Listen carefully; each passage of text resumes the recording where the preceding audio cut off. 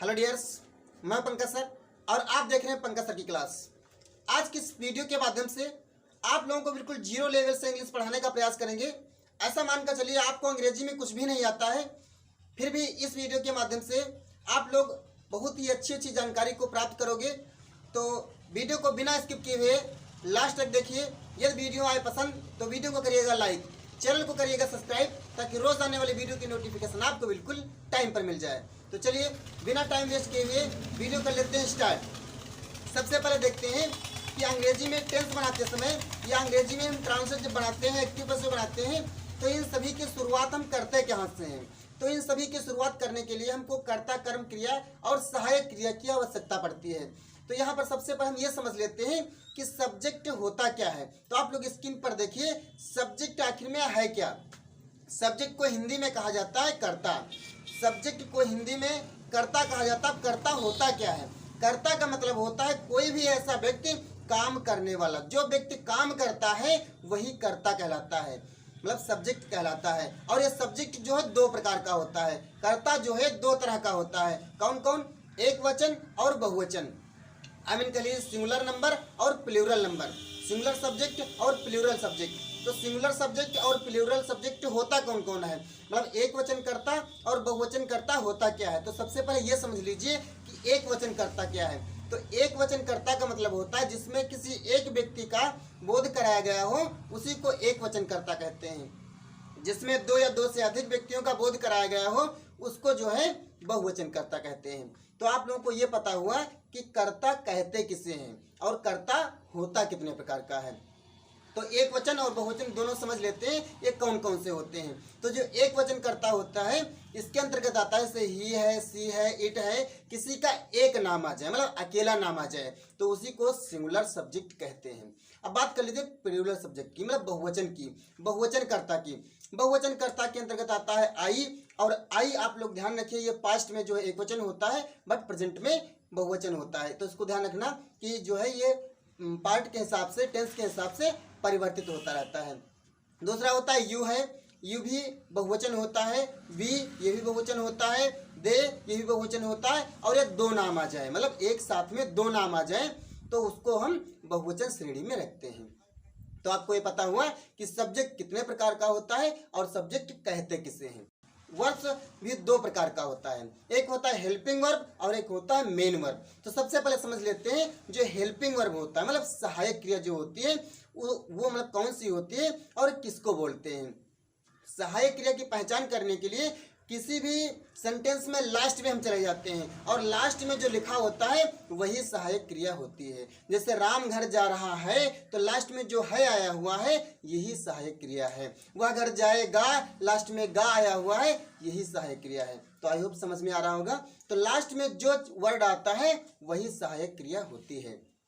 सहायक क्रिया कितनी होती है तो आप लोग स्क्रीन पर देखिए, जैसे is, am, are, was, were, can, इस प्रकार से ये सहायक क्रिया होती हैं। तो आप लोग इसको जो है स्क्रीनशॉट ले लीजिए और याद कर लीजिए कि सहायक क्रिया कौन कौन सी होती हैं। चलिए अब बात कर लेते हैं वर्ब्स की, मतलब मेन वर्ब क्या होता है। तो मेन वर्ब मतलब जो एक्शन करता है उसी को मेन वर्ब कहा जाता है, मतलब कार्य करना जो क्रियाकलाप होता है उसी को वर्ब कहा जाता है। जैसे आना, जाना, खाना, रोना, धोना, पलना, चिल्लाना, उठना, बैठना, जागना, ये सभी क्या होती हैं? क्रियाएं होती हैं। तो आई होप ये चीज़ आपको समझ में आ गई होगी। चलिए अब इसी से बेसिक नॉलेज है, इसलिए ऑब्जेक्ट का रूप हम बाद में बताएंगे, पहले इसी से सेंटेंस बना लेते हैं। तो इसको जो है हम सेंटेंस का रूप कैसे देते हैं, मतलब सेंटेंस इससे हम बनाएंगे कैसे। तो सेंटेंस बनाने के लिए आप लोग जो है इस सूत्र का उपयोग कीजिए।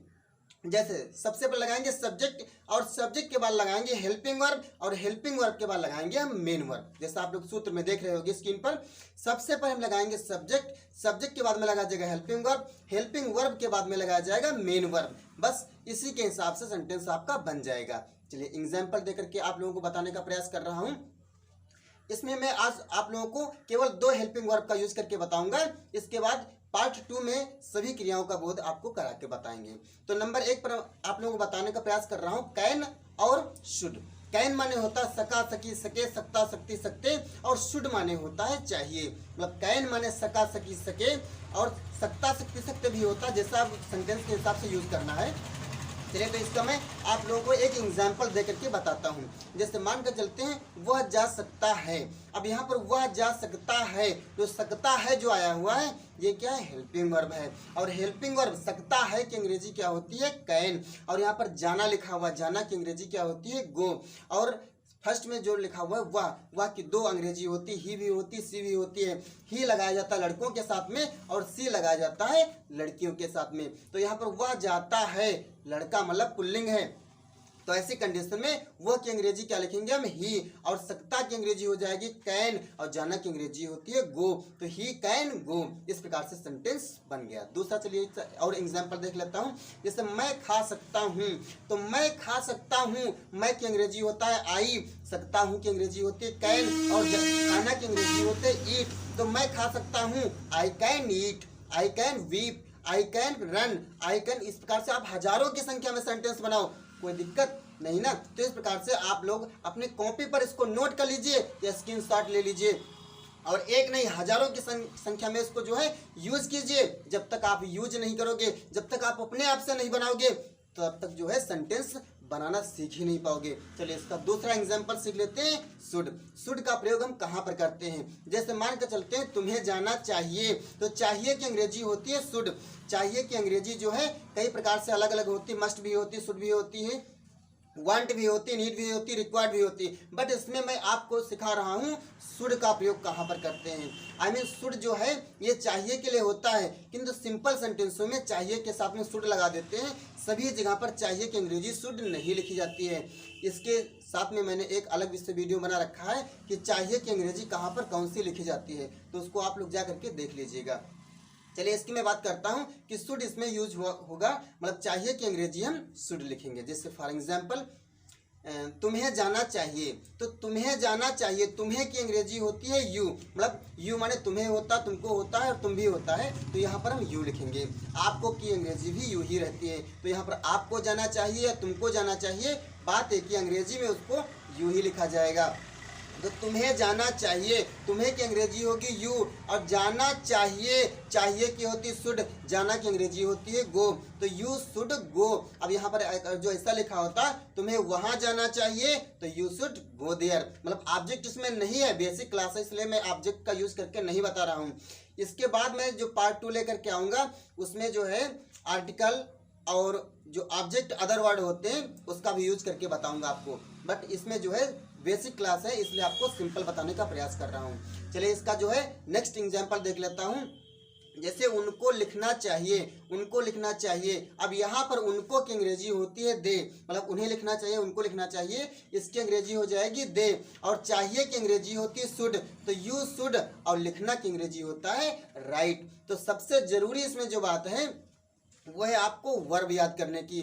और वर्ब को हम कैसे याद करते हैं इसके लिए मैंने एक वीडियो स्पेशल बना रखी है। आप लोग जो है मेरे लिंक पर जा करके और उसमें जो है यूट्यूब पर सर्च कीजिए वर्ब याद करने की जहर टिक। उसमें मैंने आपको बताया है कि वर्ब को हम कैसे याद कर सकते हैं और वर्ब जो है कितनी होती हैं, इसको याद करने का मैंने जो है एक स्पेशल वीडियो बनाया हुआ है। तो यदि ये वीडियो आया हुआ पसंद तो वीडियो को कर लीजिएगा लाइक, चैनल को करिएगा सब्सक्राइब।